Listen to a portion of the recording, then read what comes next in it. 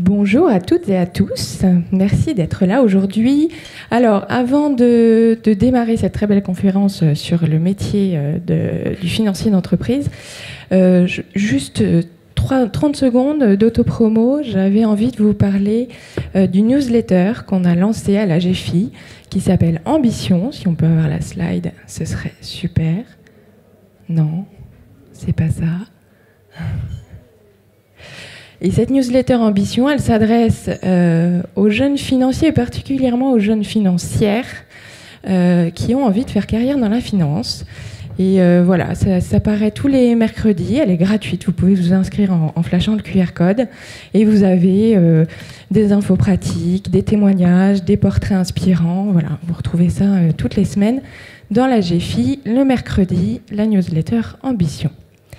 J'ai fini avec l'autopromo. Et je vous propose maintenant de démarrer tout de suite.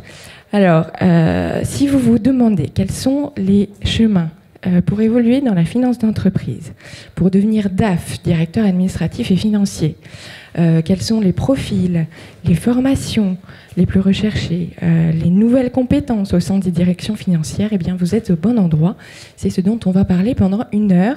Et je suis très bien accompagnée pour en parler, puisque j'ai la chance d'être avec Karine Havas, qui est Senior VP Finance de Bureau Veritas France et Afrique, Aurélie Lapidus, directrice financière groupe Veolia Water Technologies, Emmanuel Millard, alors je m'accroche parce qu'il y a plusieurs titres, président d'International, c'est la ICFOA, on va peut-être présenter, c'est l'Alliance internationale de la DFCG, secrétaire général du groupe Hendrix et président de l'IAE Sorbonne Business School.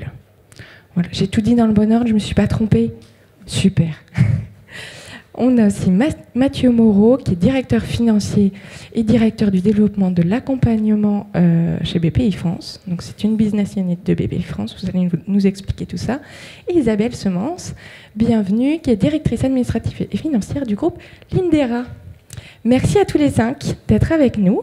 Alors, pour permettre à la salle de situer un petit peu vos profils, vos parcours et les entreprises dans lesquelles vous évoluez, très rapidement, en une phrase, j'y tiens.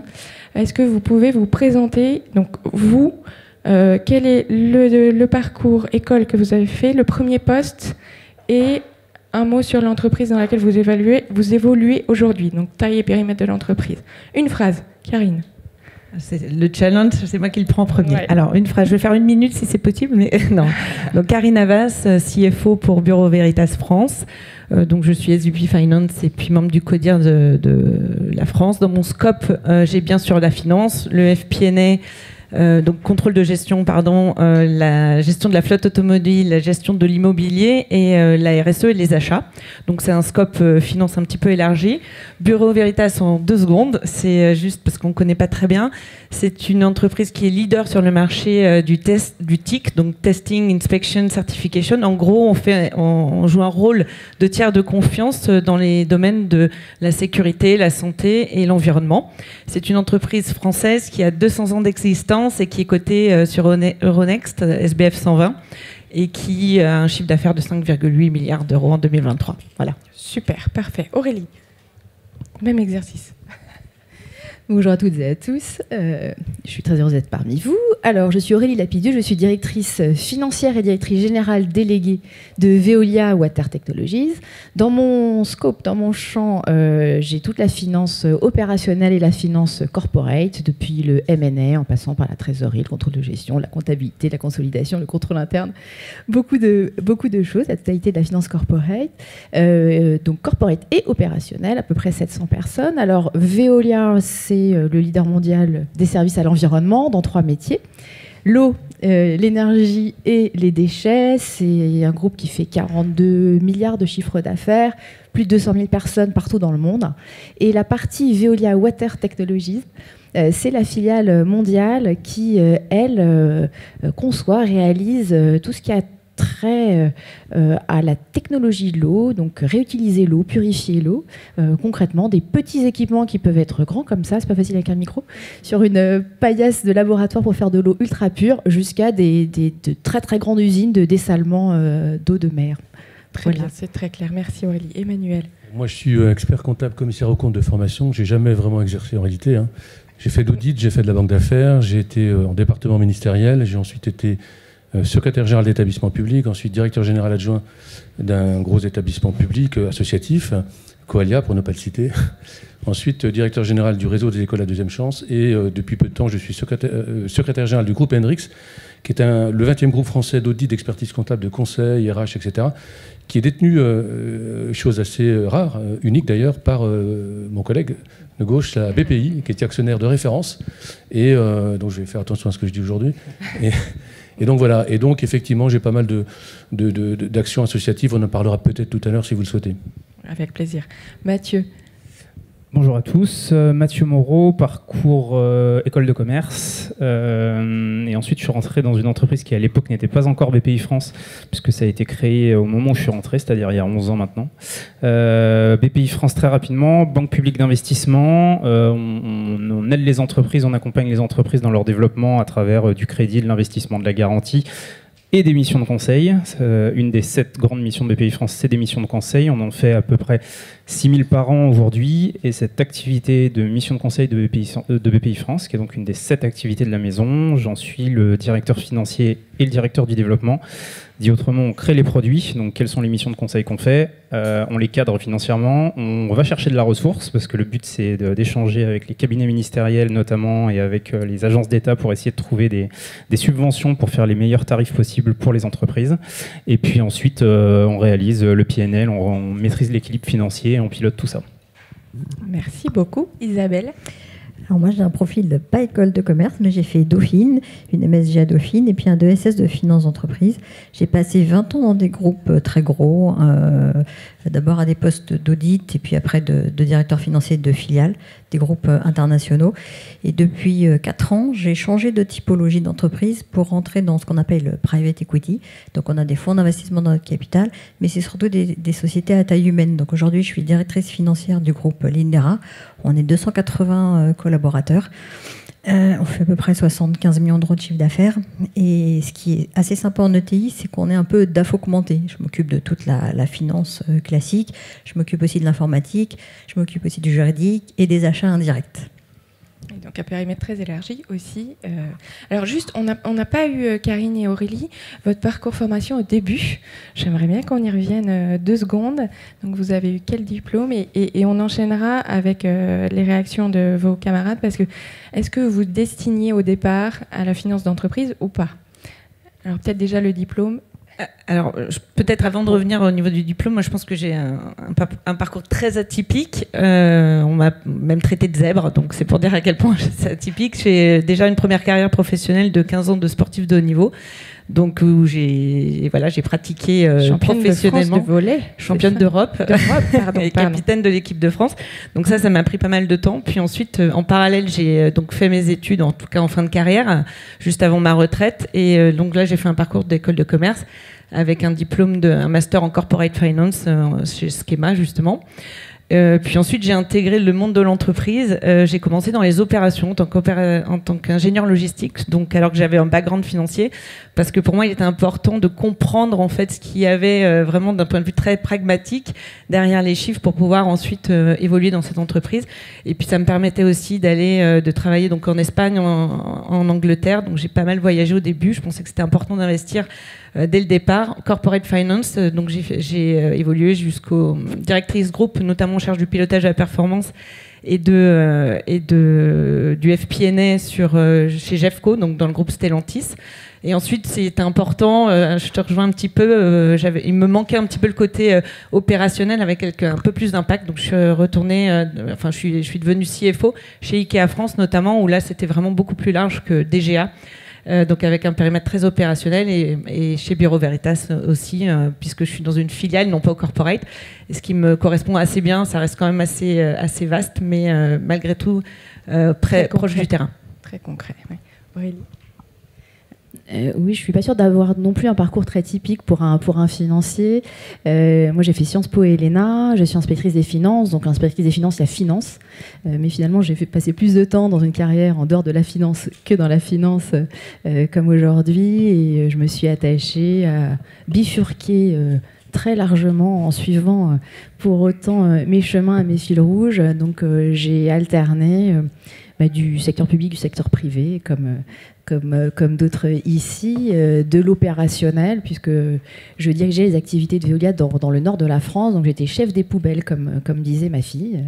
Donc vraiment l'économie circulaire au plus près du terrain, opérationnel, stratégique, des positions de management. J'avais 3000 personnes dans mes équipes, ou de conseil au cabinet du Premier ministre, ou auprès du CEO, ou comme inspecteur des finances, ou comme négociatrice. Donc plein de vies professionnelles en réalité. Et puis la finance fait partie de ces fils rouges vers lesquels j'aime à revenir. Et là, c'est la deuxième fois. Voilà. Et un passage quand même entre les deux, du public au privé. Ça, on y reviendra aussi.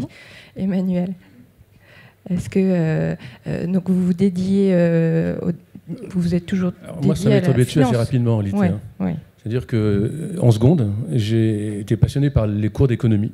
Mais vraiment, c'est devenu... Et donc, j'ai décidé de continuer de m'intéresser à l'économie. Et puis, les choses se sont pas précipitées, mais assez naturellement mises en place. Donc, c'était vraiment une appétence pour l'économie dès le départ, quoi. Il est clair que j'aurais peut-être aimé, à un moment donné, passer les concours administratifs. Voilà, j'étais pas forcément prêt à l'époque, mais c'était en tout cas, voilà, c'est un choix personnel assez jeune de m'orienter vers ces métiers-là. Et aujourd'hui, c'est vrai que, à l'instar d'Aurélie, j'ai fait plein de choses dans ma carrière, du public, du privé. J'ai fait du département ministériel, donc de l'associatif, et on en parlera, mais je pense que c'est intéressant aujourd'hui. Je crois que je suis peut-être le plus ancien de tout le monde ici, mais de bouger, de ne pas hésiter, de changer, de bouger, de découvrir des univers, je pense que c'est très important. Et toute la richesse que peuvent offrir les métiers de la finance. Mathieu, vous vous destiniez pas forcément à une carrière dans la finance au départ? Pas du tout. Je voulais faire... Alors, je voulais être cuisinier au tout début, donc on est un peu loin, quoique. C'est chouette. Cuisinier, puis... Entrepreneur aussi. Oui, exactement. Donc, en fait, je voulais travailler dans la musique. Il était hors de question que je rentre dans la grande entreprise, où il y avait... pour moi, c'était soit l'entrepreneuriat qui était la grande voie de la liberté, soit l'entreprise qui était très corsetée. Oui, il n'y avait pas de zone grise. Non, sens de la mesure. Et donc j'ai monté un label de musique quand j'étais en école de commerce. Je m'étais dit que j'allais travailler là-dedans. Je me suis dit ensuite que j'allais garder ça comme passion et que ça serait très bien. Avec une fibre matheuse à la base qui m'a repris en fin de mes études pour me remettre à faire des calcul plutôt de marché financier, et donc je suis rentré en fait chez BPI France sur de l'analyse de risque en equity, donc rien à voir, où je faisais des maths, du quant, et ensuite j'ai fait, c'est mon 6e poste, et je pense qu'entre chaque poste j'avais à peu près 5% de points communs entre chaque poste, quoi. Donc j'ai fait 6 métiers complètement différents, en passant par chargé de mission, de la directrice exécutive du réseau et du financement, donc de l'activité bancaire, où c'était de la rédaction de notes, où c'était organiser une journée sur la transition énergétique écologique pour les entreprises. Donc oui, j'ai l'impression que les parcours typiques, il n'y en a pas beaucoup au final. Non, donc dans une même entreprise, on peut avoir 5 vies différentes. Et faire ce qu'on appelle, alors c'est peut-être un petit peu passé de mode comme mot, mais en tout cas de l'intrapreneuriat, ce qui m'a piqué assez rapidement. Ok, merci. Isabelle, vous vous destiniez tout de suite à un métier dans la finance? Alors, je ne vous mentirai pas en disant « Ah ouais, à mon bac, je suis à fond, je vais devenir directrice financière, c'est mon rêve le plus cher. » Mais ça s'est fait plutôt par choix. Je ne me sentais pas du tout la fibre matheuse ou scientifique comme mon voisin de droite.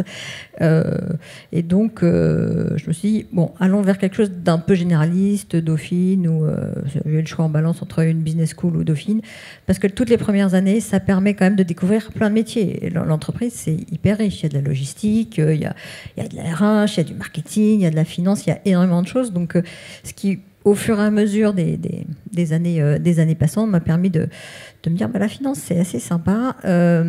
Et c'est vrai que j'ai jamais regretté mon choix, parce que la finance, c'est probablement la fonction où il y a le plus d'interaction avec l'ensemble de l'entreprise. Et une des rares, peut-être avec les RH.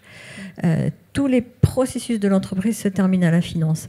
Ce qui fait que la finance est souvent détecteur de problèmes de processus en amont et qui oblige à aller travailler avec les autres services. Donc c'est un métier hyper enrichissant en fait. Et effectivement, moi j'ai plutôt bifurqué en termes de typologie d'entreprise, parce que pendant 20 ans dans des grands groupes internationaux, j'ai appris beaucoup de choses, de la méthode, des outils. J'ai travaillé beaucoup dans l'industrie, donc j'ai été formée au Lean, à l'amélioration au Lean Manufacturing, à l'amélioration des processus.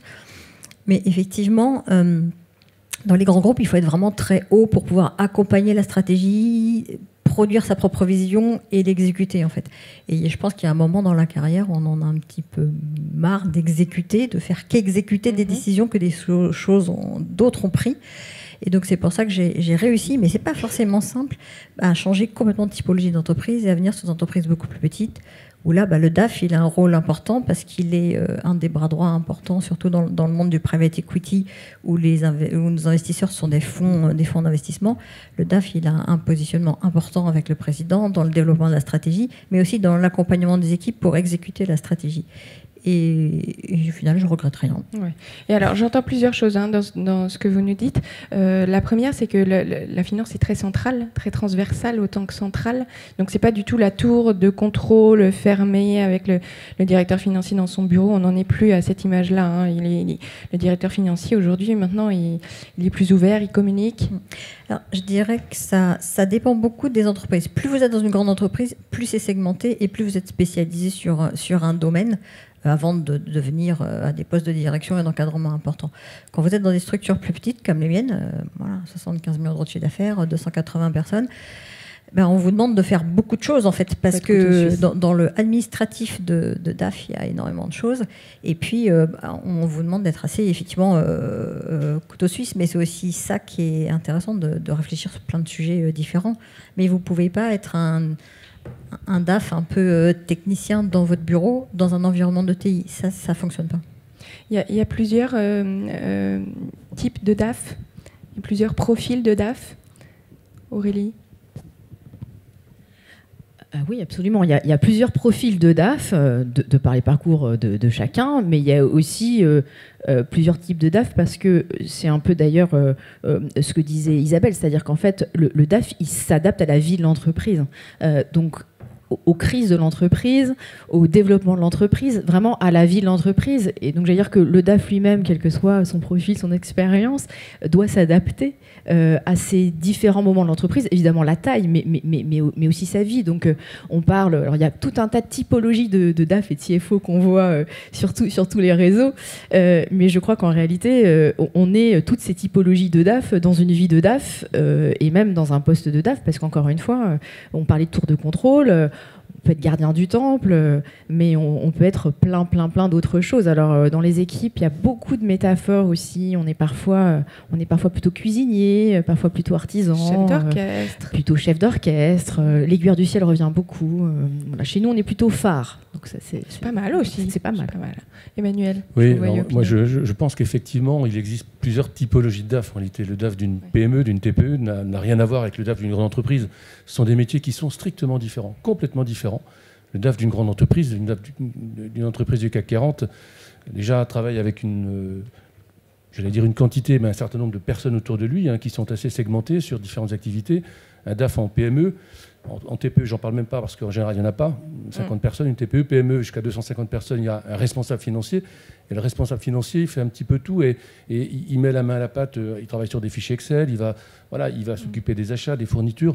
Donc on est sur des métiers qui sont complètement différents et Aurélie a raison de le préciser. C'est-à-dire que finalement, contrairement à la profession d'expert comptable, de commissaire aux comptes, où les choses sont assez réglementées, notre métier, en réalité, notre profession, elle est complètement... elle est assez diffuse. Pas confuse, mais diffuse en réalité. Donc on fait plein de choses à différentes étapes de la vie de l'entreprise, avec des compétences qui ne sont pas les mêmes. Et alors, peut-être une réaction, Mathieu et Karine, par rapport à ce qui se dit là ? Non, en ligne avec ce qui est dit, sujet de taille d'entreprise, ça a été dit, je dirais de chaîne hiérarchique pour reprendre ce qui a été dit, c'est-à-dire que Moi, je pense que ce qui fait que je suis encore dans la même entreprise, alors qu'au tout début, je m'étais dit que j'allais faire, comme ce qu'on se dit tous, 3 ans, 3 ans, 3 ans. Alors, j'ai fait 3 ans, mais en restant dans la même boîte. Ouais. Je pense que dans la chaîne hiérarchique chez nous, entre le plus haut échelon et le plus bas, il doit y avoir 5 niveaux maximum, ce qui fait une prise de décision rapide et ce qui fait une contribution. Enfin, on a la sensation assez rapidement d'arriver potentiellement à des niveaux où on influe sur la stratégie, ce qui n'est pas nécessairement le cas, effectivement, dans d'autres tailles. Je reprends le point sur la nature du travail qui n'a rien à voir. Nous, typiquement, je suis dans une entreprise publique.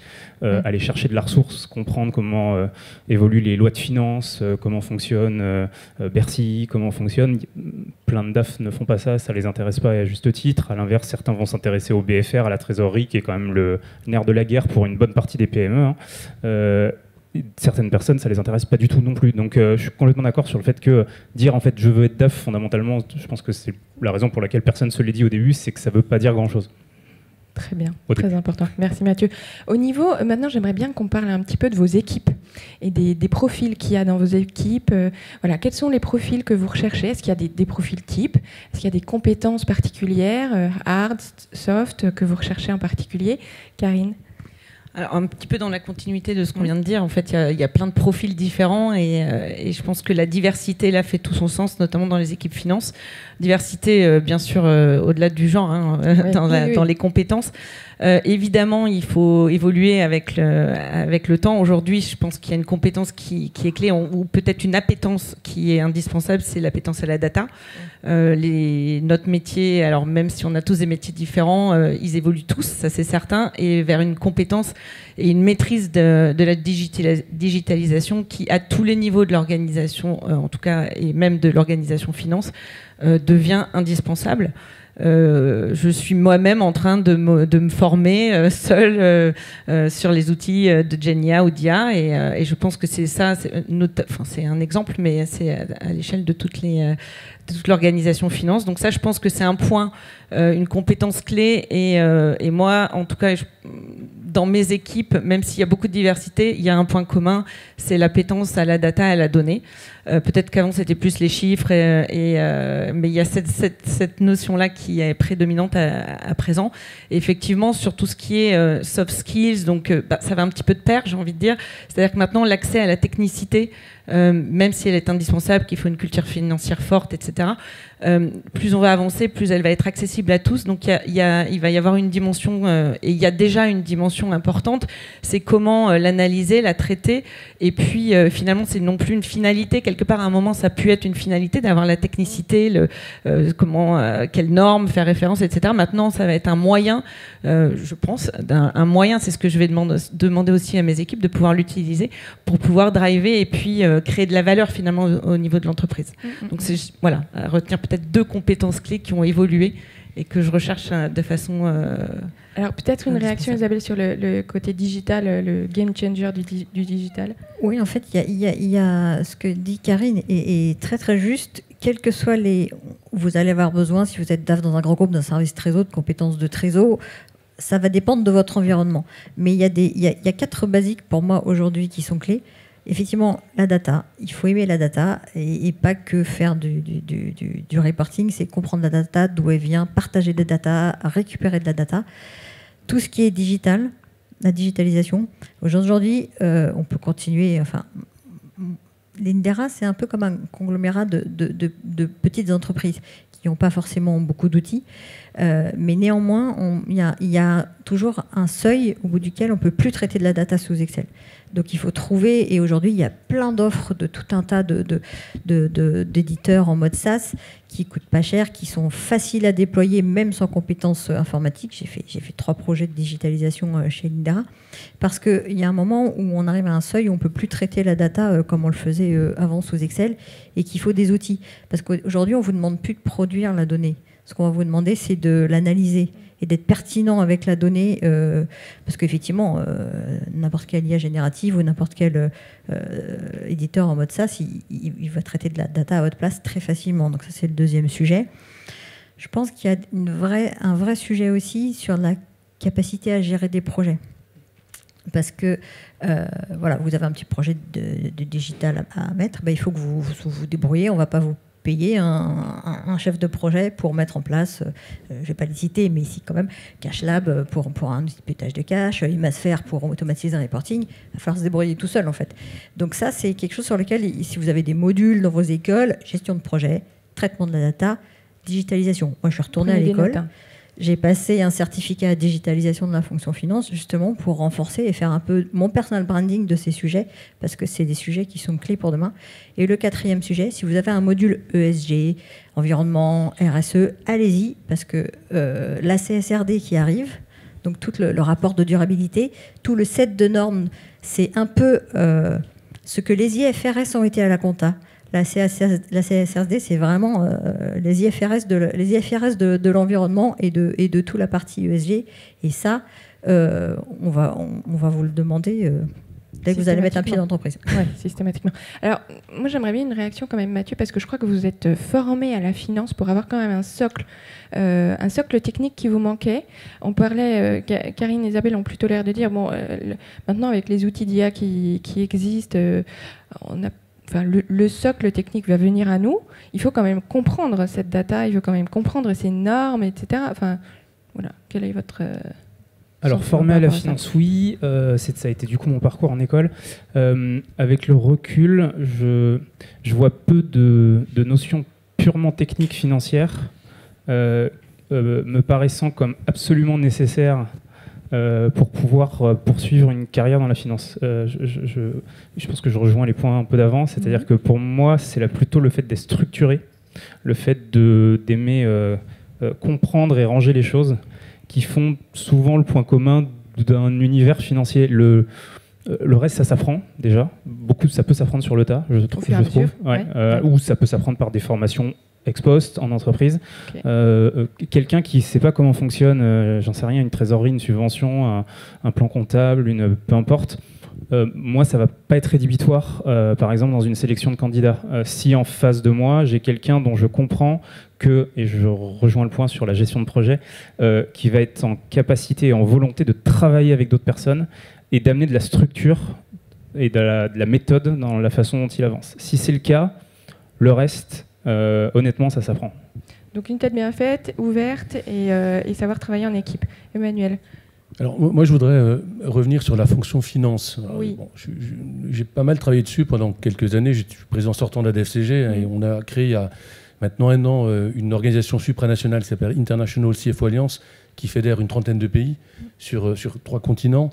Et donc, on peut comparer un petit peu l'évolution de la fonction finance. Alors, effectivement, je partage complètement ce qui est dit. À mon époque, pour être un bon financier, il fallait être bon en comptabilité, bon en fiscalité. Principalement, aujourd'hui, à la rigueur, c'est accessoire. C'est accessoire, c'est important, c'est un plus, mais c'est accessoire pour vraiment une fonction de finance d'entreprise.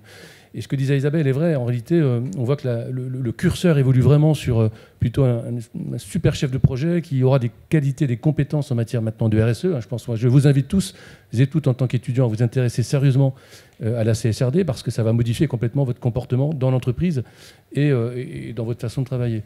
La digitalisation également. La période Covid a été un révélateur chimique, entre guillemets, de projets qui étaient dans les cartons depuis des années et qui ont explosé. Des projets de digitalisation on a gagné en gros entre 5 et 10 ans sur la numérisation, etc. Donc pour moi aujourd'hui le CFO, pour faire simple, le DAF, c'est quand même quelqu'un qui est un super chef de qui est un super chef de projet, qui est curieux, qui est intéressé, qui a des bases, certes, il faut quand même un minimum de bases, mais ça se travaille, c'est pas grave. Aujourd'hui, on voit bien qu'on a des profils complètement différents qui finalement, c'est peut-être moi qui suis le moins différent de tout le monde puisque j'ai fait que de la finance, à peu près. mais voilà, donc c'est vraiment c'est important de le souligner, cette évolution de la profession, du métier. Et c'est pas terminé. C'est pas terminé parce que vous aurez la facturation électronique qui va nous tomber dessus normalement en 2025, si c'est pas repoussé. Ça va profondément bouleverser aussi tout le circuit de production de la facturation, à la fois dans la profession d'expert comptable et de commissaire aux comptes, et dans les entreprises. Donc on est à l'aune finalement à l'aube d'un bouleversement important de nos métiers et du métier finalement de financier d'entreprise. Aurélie, vous êtes d'accord avec tout ce qui s'est dit ? Oui, ils ont quasiment tout dit. Mais c'est dur de prendre la parole. Alors, en général, ce que je recherche dans les équipes, en plus de tout ce qui a été dit, et qui recoupe ces 3 C, communication, coopération et curiosité. Communication, on l'a dit, c'est-à-dire qu'évidemment, les financiers fiabilisent les chiffres, on attend d'eux cette rigueur-là, cette confiance-là, mais il faut les faire parler. C'est ce que, du coup, disaient les uns les autres.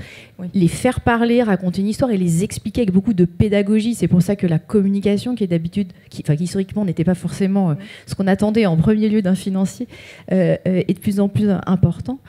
Donc communication, coopération, on l'a dit, le travail en équipe, parce que c'est une fonction transversale que d'être financier. Donc être dans une attitude de coopération me semble être vraiment majeur, et travailler en équipe derrière. Et puis la curiosité, là aussi on l'a dit, c'est indispensable.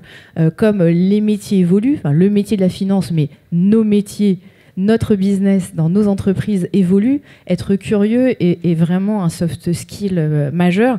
Et pour moi, cette première curiosité, elle est la curiosité pour le business, parce que les financiers sont des business partners. On a dit que petite ou grande entreprise, ils sont des bras droits, des personnes ressources dans absolument toutes les entreprises. Et donc, il faut de la curiosité pour le business et de la curiosité pour les uns et pour les autres. Dans des entreprises de taille mondiale, on est en mode multiculturel, on parle toutes les langues, des cultures très différentes, donc il faut cette curiosité aussi pour aller chercher à comprendre l'autre et la manière dont il réagit. Mais ça, effectivement, c'est pas forcément quelque chose d'inné. Quand on dit directeur financier, on pense pas forcément à ces compétences-là. Et pas juste directeur financier, ce qu'on dit vaut pour, pas juste pour, vaut pour les équipes. Hein. Pour les équipes, donc qu'on soit contrôleur de gestion, qu'on soit, absolument, tous les membres de l'équipe finance comptable. Oui.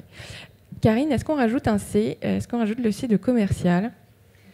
Oui, ça rejoint un petit peu ce qu'on... Effectivement, j'en avais parlé lors de la préparation. Oui, je pense que ça va même...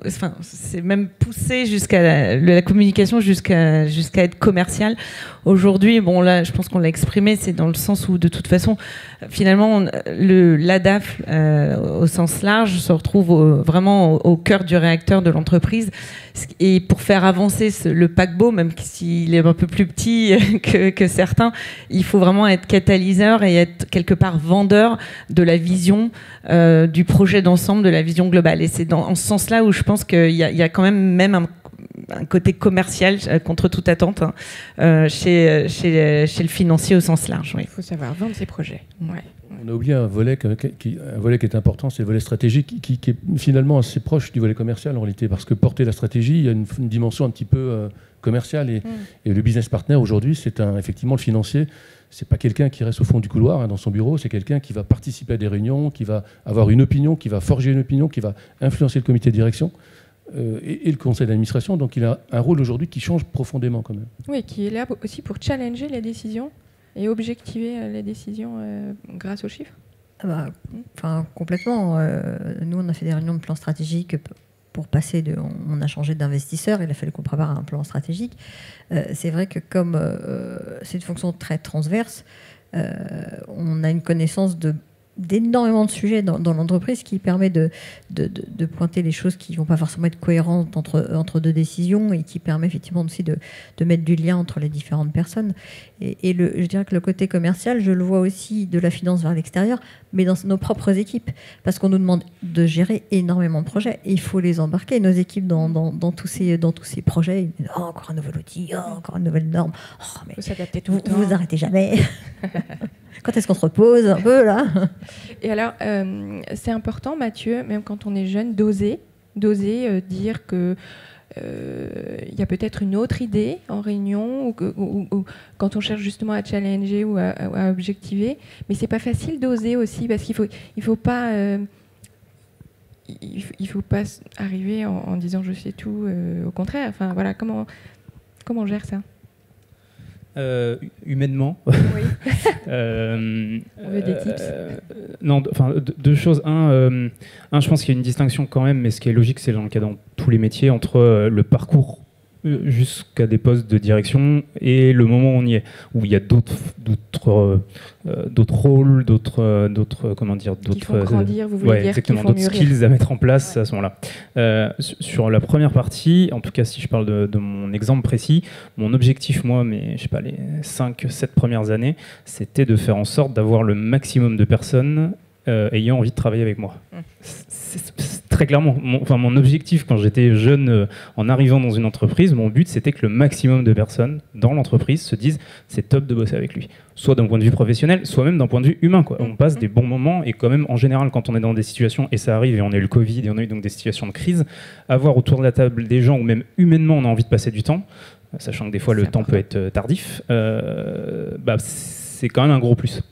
Et oser, pour moi ça va avec ça, c'est-à-dire que c'est compliqué à conceptualiser, mais c'est comme dans toute relation humaine, il y a une science ou plutôt un sentiment du timing. Il y a des moments où on peut, il y a des moments où on peut pas, il y a des moments où il faut sentir sa place, il y a des moments où on sent qu'il y a une ouverture, où notre responsable nous laisse une possibilité de donner notre avis. Là par contre, il faut le donner. C'est dommage quand on nous demande notre avis de ne pas le donner. Après c'est sûr, il y a tout un début de carrière pendant lequel c'est aussi dommage de le donner quand on ne nous le demande pas, parce que potentiellement c'est pas nécessairement pertinent. Subtil dosage. Vous voulez réagir sur ce... Tout le monde est OK? Je pense que c'est l'expérience qui fait qu'on arrive à savoir à quel moment il faut parler, à quel moment il faut avoir une idée. C'est à la fois... on est tous uniques dans notre constitution, donc il y a ceux qui auront peut-être plus d'a priori ou de capacité à intervenir au bon moment sur des sujets, sur un sujet qu'il ou qu'elle maîtrise, par exemple. Mais effectivement, moi, je suis complètement d'accord. Cette dimension communicative fait partie aujourd'hui de la panoplie. Enfin, c'est essentiel. Contrôle de gestion, même un comptable aujourd'hui, demain, enfin, je suis désolé, un comptable, c'est terminé. L'image du comptable, encore une fois, au fond de la pièce, avec devant l'écran, c'est une image ringarde. Et qui sera d'autant plus ringarde avec la facturation électronique qu'il n'y en aura peut-être plus de comptable en réalité. Où les comptables auront évolué. Ils feront autre chose, oui, c'est contrôle comptable. Mais la mission va évoluer en réalité. Donc il faut communiquer. Vous parliez tout à l'heure de créativité. Ben oui, enfin, les financiers, ce sont des créatifs, ce ne sont pas des gens, encore une fois. Donc il faut oser. Voilà, osons créer, imaginons des choses, faisons évoluer l'organisation. Je pense que c'est important. Et on a un rôle important de ce point de vue-là. Alors, la finance est de plus en plus créative. OK, vous venez tous d'univers assez différents. Vous avez des parcours très différents les uns les autres. Est-ce qu'aujourd'hui, les passerelles existent suffisamment pour changer de secteur, de taille d'entreprise, du public au privé? Enfin voilà, on a plusieurs exemples. Isabelle, c'était pas si facile que ça de passer de grands groupes à à ETI ou LBO? Non, c'est pas très très facile, effectivement. Moi, j'ai passé, parce que l'histoire a fait que j'ai passé 20 ans dans les grands groupes. Si c'était à refaire, je bifurquerais plutôt dans des structures plus petites à taille humaine différente, parce qu'après, on vous colle souvent une étiquette. Ah ouais, DAF de grand groupe, mais elle ne saura jamais faire le reporting sous Excel. Elle a quelqu'un qui fait ça dans ses équipes. Donc après, il faut démontrer beaucoup de choses et on est assez vite mis dans des cases. Donc il ne faut pas être volatile non plus. Moi, un CV de quelqu'un qui change toutes les années, je ne suis pas tout à fait certaine que j'ai envie de le prendre, quoi, parce que je veux dire, dans un an, je vais investir beaucoup, lui expliquer, puis dans 6 mois, il n'est plus là. Ouais. C'est pas ce que je dis. Il n'est pas forcément fiable. Ouais, en tous les cas, il s'ennuie vite, quoi. Donc, alors là, on dit plein de choses sympas, mais on fait aussi des choses un peu barbantes, comme chaque métier a ces trucs barbants qu'on n'a pas vraiment envie de faire. Donc, voilà, on peut pas faire que des trucs fun. Les métiers où on fait que des trucs fun, ça serait... chaque métier assez problématique. Mais effectivement, je pense qu'il faut diversifier, autant que faire se peut, assez tôt, ces expériences, ces types d'entreprises, pour pouvoir après... pouvoir plus facilement bouger, quitte à, quand on a la chance d'être dans un grand groupe, aller dans une filiale qui fait quelque chose de complètement différent pour dire ok, j'étais dans ce groupe-là, mais j'ai vraiment fait quelque chose de complètement différent qui n'a rien à voir en fait. D'accord. Sur le côté attention à ne pas changer tous les ans, mais en même temps on ne reste pas 3 ans.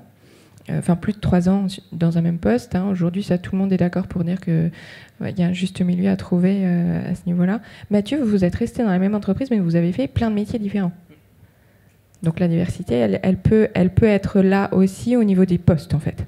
Oui, donc j'ai évidemment pas d'avis sur le fait de changer d'entreprise, parce que pour l'instant je ne connais pas ce cas-là. Vous avez changé de poste tous les 3 ans. Oui, complètement. Ouais. Et sur des postes qui n'avaient quasiment rien à voir. Je pense quand même, en tout cas moi de mes échanges que j'ai avec d'autres personnes qui ont soit des parcours similaires, parce qu'il y en a en fait quand même pas mal de gens, beaucoup d'amis qui en fait sont dans la même boîte aussi depuis 10 ans, souvent pour les mêmes raisons. J'ai la sensation, mais là pour le coup j'ai pas la connaissance ultime du sujet, que le fait, une des forces, un des avantages, alors dans les inconvénients du fait de rester dans la même entreprise, c'est que des fois on peut avoir ce côté un peu plus compliqué sur la sortie après de la boîte, parce qu'on va être un peu plus tagué.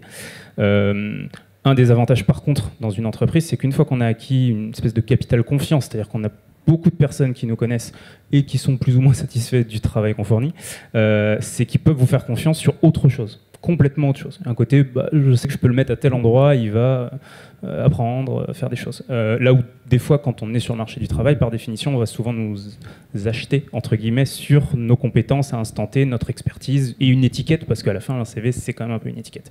Donc j'ai un peu cette sensation-là. Et après, quant à la typologie d'entreprise, je pense que le fait de rester, en tout cas pour mon cas personnel, il y a un fit avec une entreprise et avec une sensation. Nous, on est une taille intermédiaire, on fait 3500 personnes sur 7 grandes business units. Donc en fait, avec vraiment cette sensation de si à un moment je caricature mais on n'a plus envie de travailler avec les mêmes personnes, on change de business unit, fondamentalement 90% des gens avec lesquels on va travailler seront plus les mêmes, les problématiques seront plus les mêmes, donc ça reste un voyage. Très bien, merci. Sur le côté case, difficulté dans moi, je mettrai en avant 2 points. Déjà, la plus grande volatilité de vous, les jeunes. Aujourd'hui, quand on les recrute, ils sont déjà plus exigeants, il faut le dire, et vous avez raison. On était certainement pareil à l'époque.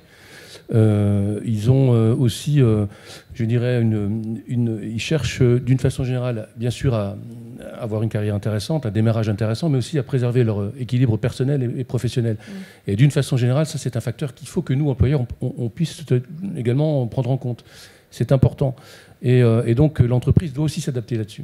Elle doit s'adapter. Moi, je vois dans nos métiers, on a beaucoup de mal à recruter des jeunes parce que parfois, il y a des périodes où on travaille beaucoup, parce que ça ne rentre pas complètement dans la boîte.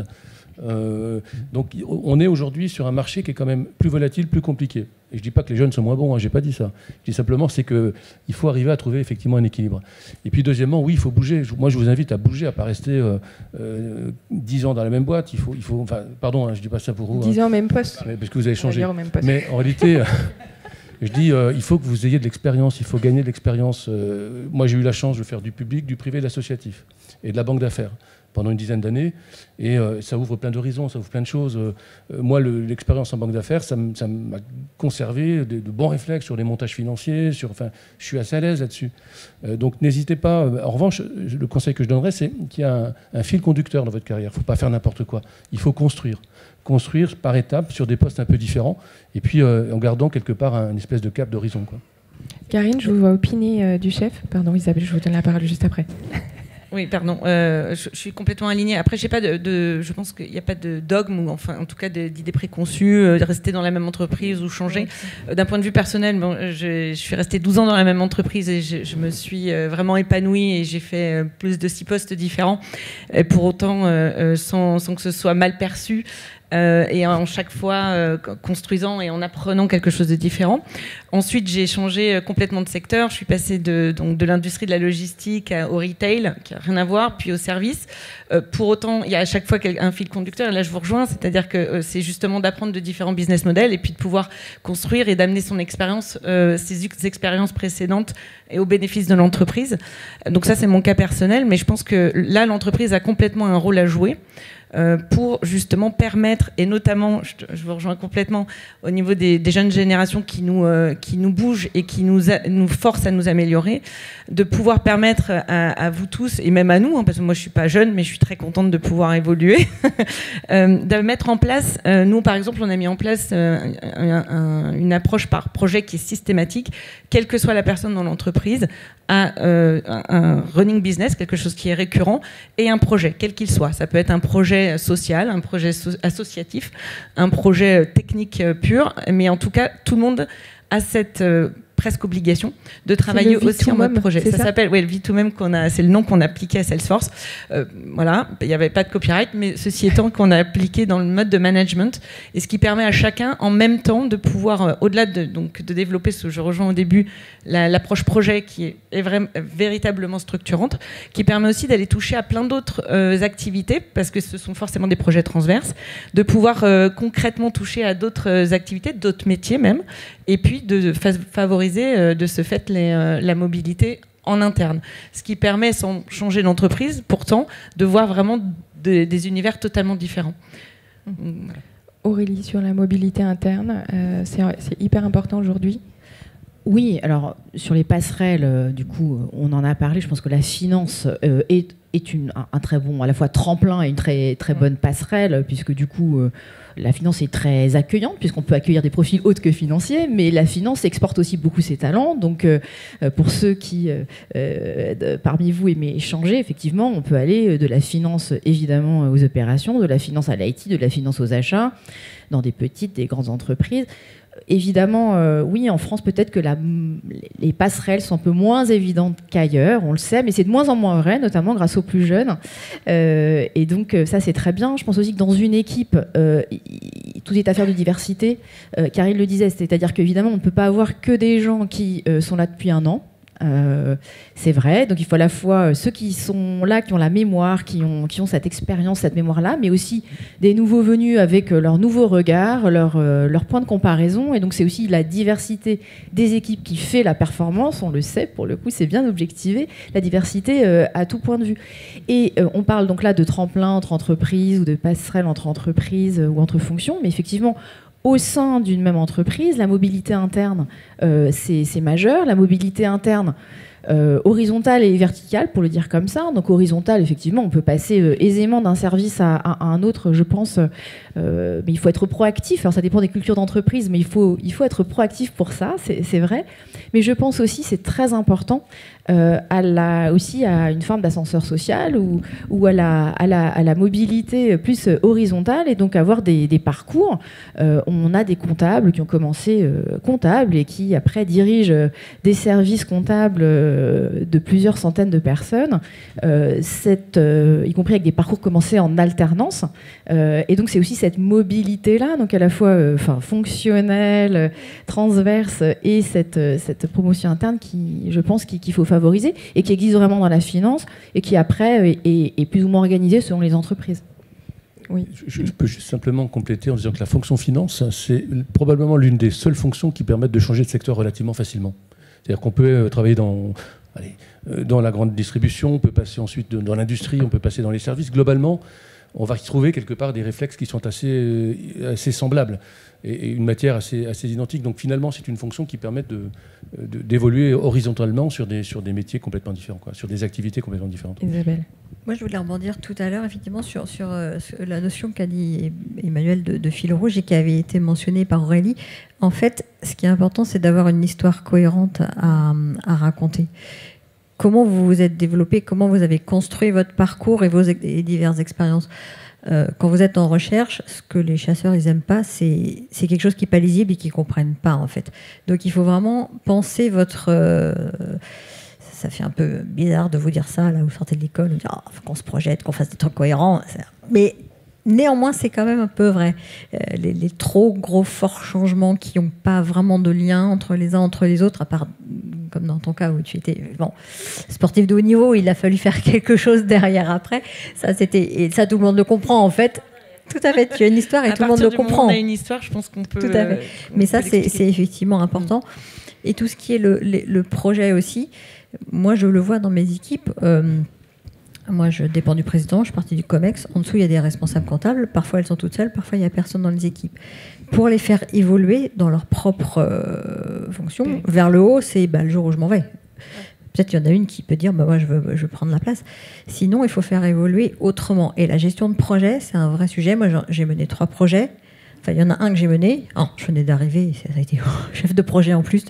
En pleine préparation d'exit de LBO, je ne sais pas si c'était une bonne idée que je me nomme chef de projet. Mais... Ah oui. Et du coup, le deuxième projet, il y avait quelqu'un dans mes équipes qui avait une grosse appétence digitale, qui était très structuré, qui avait un peu plus de bande passante. J'ai dit, tiens, est-ce que tu veux piloter ce projet? Et ça a permis aussi d'élargir son scope, d'élargir sa façon de penser et de se développer de manière personnelle, alors que dans des structures où le râteau il est très très faible, c'est compliqué de faire évoluer les gens. Très intéressant. Donc même quand il n'y a pas de parcours de mobilité interne très défini, on peut quand même, en transversalisant un petit peu, en ouvrant le champ des compétences grâce à un projet, permettre aux équipes d'évoluer. Exactement. Est-ce que Mathieu, deux petites choses rapides. Je rejoins beaucoup le concept d'histoire. Et l'histoire, souvent, enfin en tout cas, on la raconte après. Oui, parce qu'au départ, on n'en a pas trop. Exactement. Enfin, si je prends mon cas particulier, je pense que les 5 postes à la suite, il n'y en a pas un seul que j'étais capable d'anticiper 2 ans plus tôt. C'est une opportunité qui est arrivée, c'est une discussion, c'est d'où le premier point sur faire en sorte qu'il y ait le maximum de personnes qui ont envie de travailler avec vous, ce qui est comme déjà le premier objectif. Et après, l'histoire, en fait, c'est au moment où on a cette opportunité, par exemple, qui arrive. Alors, c'est pas toujours des opportunités, des fois, il faut aller un peu plus les chercher. Mais en tout cas, après, on peut raconter cette histoire. Il faut voir si elle est cohérente par rapport effectivement à ce qu'on va acquérir en prenant cette suite-là. Si j'insiste dessus, c'est pour un petit point qui est à mon avis important. On parlait de trajectoire verticale, horizontale. Je trouve aussi qu'il faut il faut bien identifier la priorité qui est l'acquisition de nouvelles compétences, la curiosité, les nouvelles choses qu'on va apprendre, et non pas des choses, je dirais, purement factuelles. J'ai eu à un moment une équipe, le poste d'après, j'en avais plus. J'ai eu un moment un statut hiérarchique, le poste d'après peut-être qu'il n'est pas nécessairement parfaitement vertical, c'est-à-dire si on compte par rapport à N-1, N-2, N-3, c'est pas nécessairement le cas.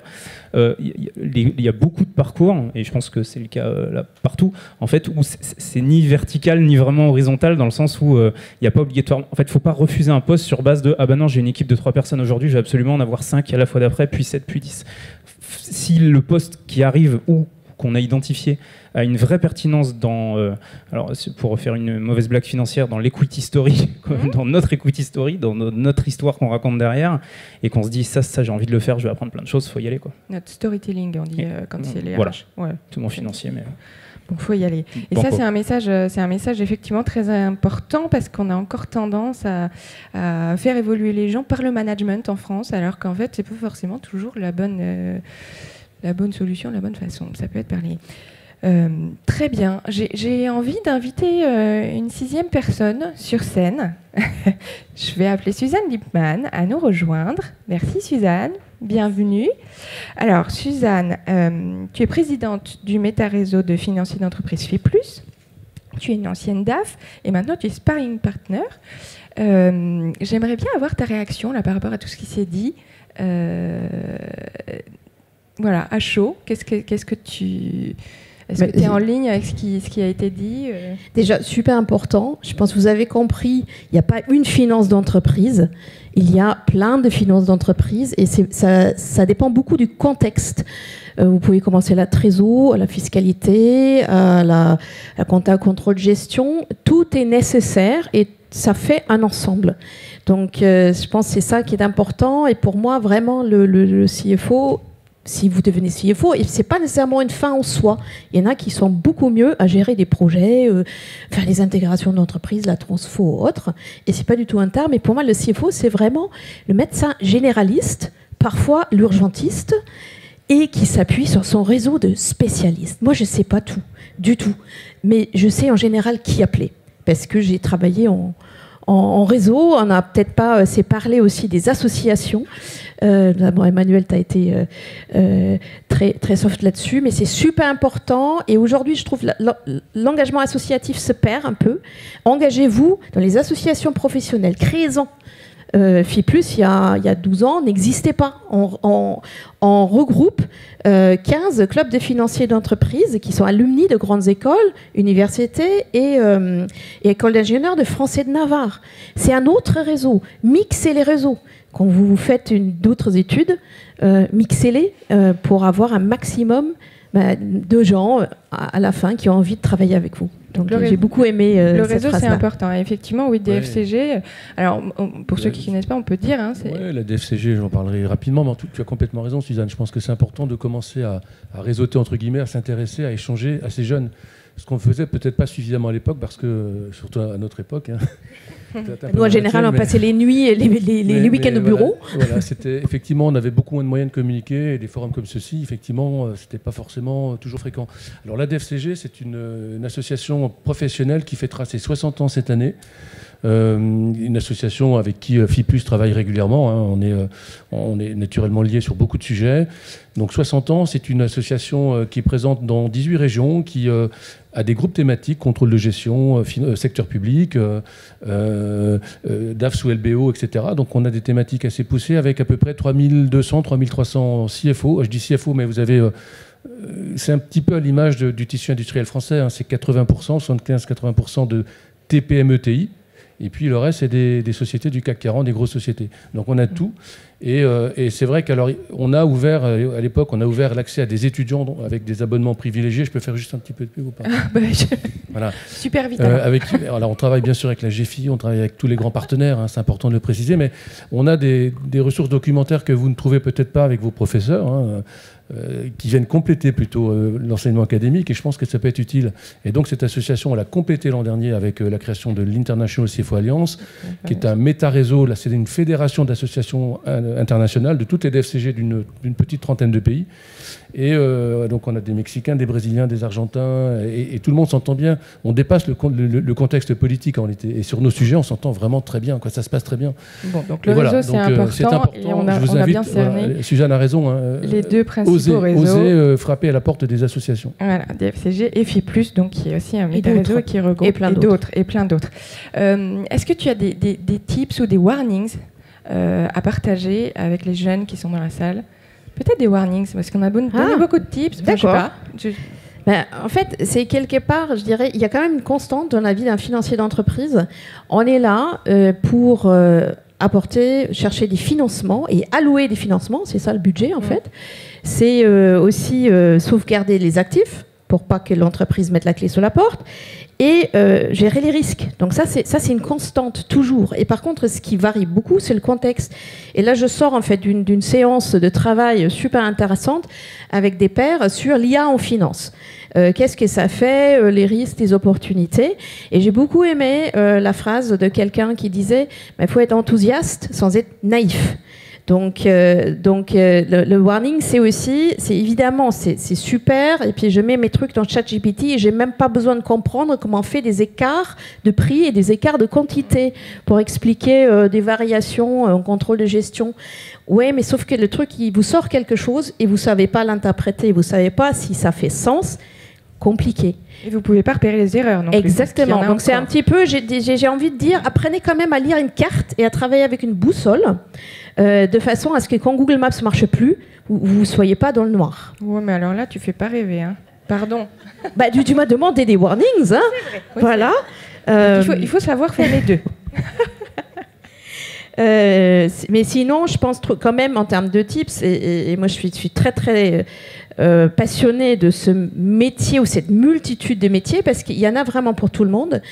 Et c'est très vrai aussi, faites très attention au contexte dans lequel vous évoluez, parce que ce qui marche en posture et en technicité dans un contexte peut ne pas marcher dans l'autre.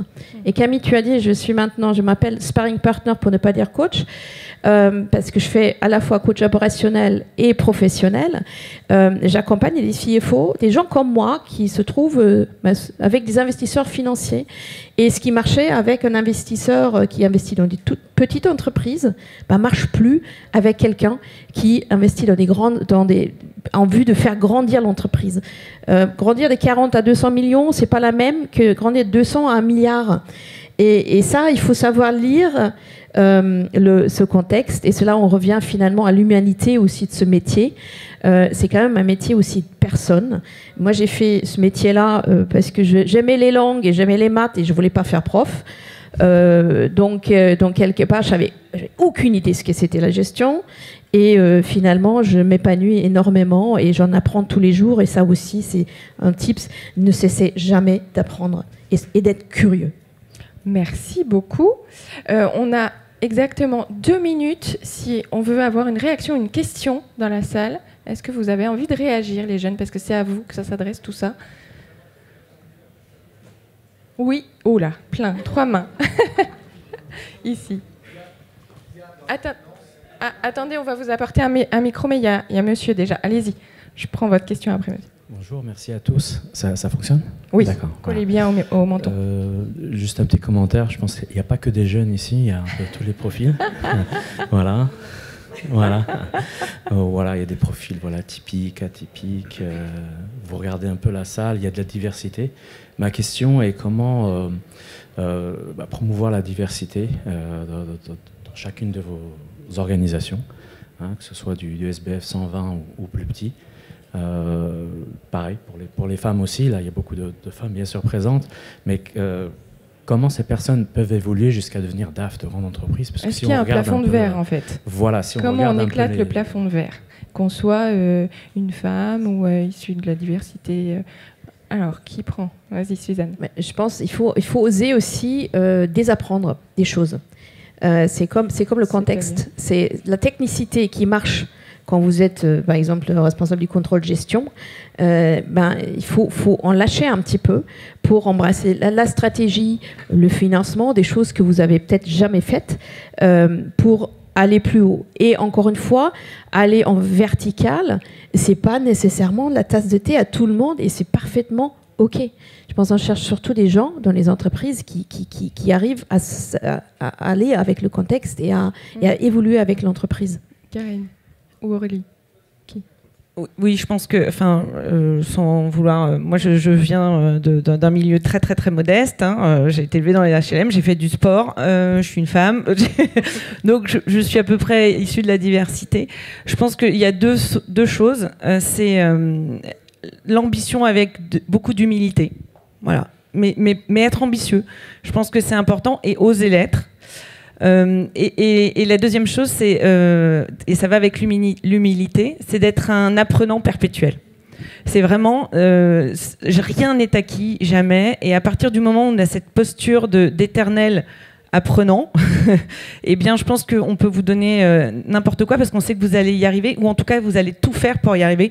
Peu importe qui vous êtes, non, pas peu importe qui vous êtes, peu importe d'où vous venez, mais ce qui est important, c'est qui vous êtes. Aurélie. Oui, je crois qu'Anne a complètement raison en disant qu'il faut oser, il faut être proactif, mais du côté des employeurs, du côté des entreprises, évidemment, ça doit être une préoccupation de tous les jours, de tous les instants, que d'avoir des équipes diverses. Et encore une fois, on sait maintenant que la diversité est source de performance. Donc, il y a ceux qui le font par conviction. J'en fais partie. Évidemment que d'avoir des équipes diverses, de toute façon, il faut le faire, mais c'est en plus une source de performance. Et donc, c'est très important. Et donc, ça, c'est pour moi la solution. Comment faire? En réalité, tout le monde sait qu'il n'y a pas de recette magique. Il y a des candidats qui doivent oser, mais il y a surtout des entreprises, quelles qu'elles soient d'ailleurs, publiques ou privées, des structures qui doivent en faire une lutte de tous les jours. Et c'est un point de vigilance dans nos pratiques, dans nos policies, dans nos réglementations, dans absolument tout. Si on veut progresser sur le sujet. Très très vite. Très court alors. Ouais. La diversité, elle est plus ou moins marquée en fonction du secteur d'activité. Dans le secteur social, j'étais DGA de gros opérateurs sociaux. Effectivement, il y a beaucoup plus de diversité, il faut dire les choses. Il y a beaucoup plus de diversité parce qu'elle est là. Et effectivement, comme le dit Aurélie, je pense qu'on a aussi, ne pas oublier que la RSE s'appuie aussi sur des indicateurs ESG. Le G et le S, c'est le sociétal et la gouvernance. Et il y a des indicateurs également de diversité. Et donc, c'est notre responsabilité collective aussi de faire en sorte que, notamment dans les métiers finance, où j'observe depuis quelques années une très forte diversité, d'être attentif aussi à diversifier à la fois les profils en termes culturels, en termes ethniques, en termes religieux, etc. C'est hyper important parce que c'est le fondement de la société. L'entreprise, c'est le fondement de la société. Donc, il y a une responsabilité légale et une responsabilité, je dirais, personnelle et entrepreneuriale. Voilà, et on s'arrête là. Non, c'est bon. Alors, si votre question est super courte, je la prends. Sinon, on s'arrête là. Elle n'est pas courte. Vous nous la posez après, parce que là, on enchaîne avec... Oui, on enchaîne avec... on va libérer la scène.